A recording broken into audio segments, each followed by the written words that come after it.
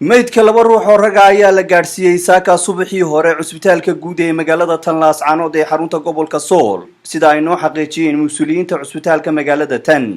mid ka mid a meydadkaasi ayaa la xaqiijiyey inuu isku dhex dildilay mid ka mid a xaafadaha ku yaala gudaha magaalada halka meydka kalena laga helay toga durdurka oo dhanka koonfureed ka xiga magaalada tan loogana soo dhaamiyo magaalada biyaha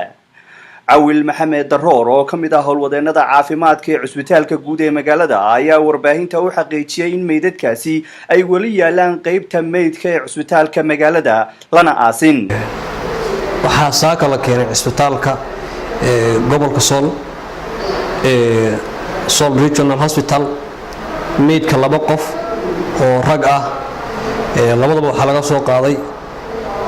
magaalada gudaheeda kulli meel aan ka fogeyn meesha magaalada looga soo dhaamay mid laga soo qaaday durdurka la yiraahdo midna magaalada dhexdeeda kulli labadaba meydku hadda wuxuu yaalaa qaybta meydka kulli wixii xaqiijin iyo baaritaan iyo hawlaheedu waxay u taalaa maamulka iyo qoliyaha ammaanka oo ay khusayso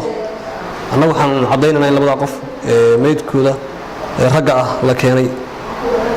aan sidaas ku siino qoliyaha saxaafadda saaka kulanka la yeeshay warmaasantiin dhanka kale waxa socda baaritaano ay wadaan laamaha ammaanka ee gobolka Sool oo lagu baarayo sababaha keenay dhacdadaasi saaka ka dhacday gudaha magaalada tan laascaanood Farax Dubad goobjoog laascaanood